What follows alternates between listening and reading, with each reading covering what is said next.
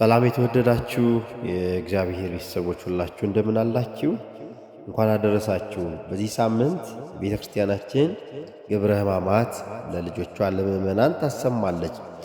ገብረ ሕማማት መጽሐፍ እጅግ ብዙ መጽሐፍቶች የያዘ ብዙ ድርሳናት፣ ብዙ የመጽሐፍ ቅዱስ ክፍላት የያዘ መጽሐፍ ነው።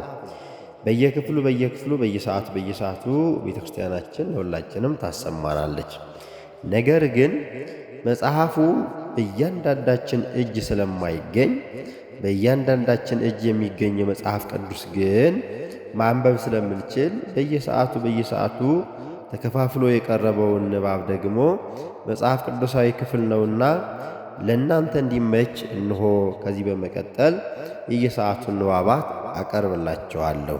እናንተ መጽሐፍ ቅዱሳችሁን እያወጣችሁ ማንበብ ትችላላችሁ። ይህንን ስል ግን ሙሉውን ገብረ ሕማማት እንዳልሆነ ግንዛቤ ውስጥ ማስገባት እንድትችሉ ከወዲሁ መጠቆም ይችላለሁኝ።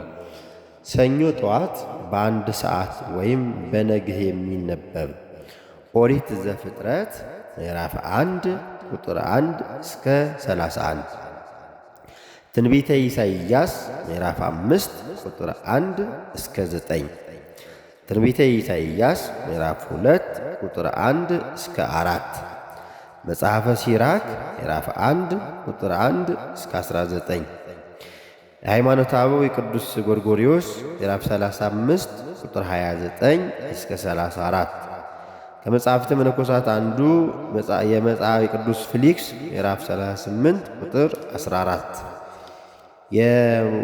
የማርቆስ ወንጌል ምዕራፍ 11 ቁጥር 12 እስከ 26። እነዚህ መጽሐፍቶች ሰኞ የሚነበቡ ይሆናሉ። ሰኞ በ3 ሰዓት የሚነበብ ትንቢተ ኢሳይያስ ምዕራፍ 5 ቁጥር 22 እስከ 31፣ መጽሐፈ ኢዮብ ምዕራፍ 2 ቁጥር 22 እስከ 33፣ እንዲሁም መጽሐፈ ኢዮብ ምዕራፍ 3 ቁጥር 1 እስከ 21፣ ትንቢተ ኤርምያስ ምዕራፍ 9 ቁጥር 12 እስከ 18፣ ሃይማኖተ አበው የቅዱስ አውሊዲስ ሊቀ ጳጳሳት ማለት ነው ምዕራፍ 40 ቁጥር 7 እስከ 20፣ ወንጌል የማቴዎስ ወንጌል ምዕራፍ 21 ቁጥር 18 እስከ 22 ሰኞ በ3 ሰዓት የሚነበቡ ይሆናሉ።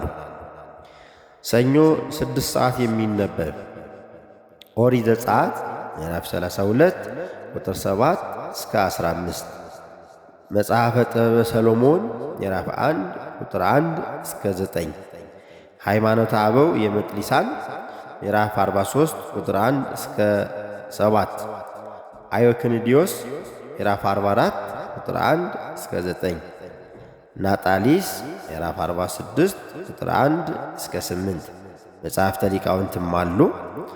የዮሐንስ ወንጌል ምዕራፍ 2 ቁጥር 12 እስከ 25 ሰኞ 6 ቀን ሰኞ 6 ሰዓት በቀን የሚነበቡ መጽሐፍቶች ናቸው።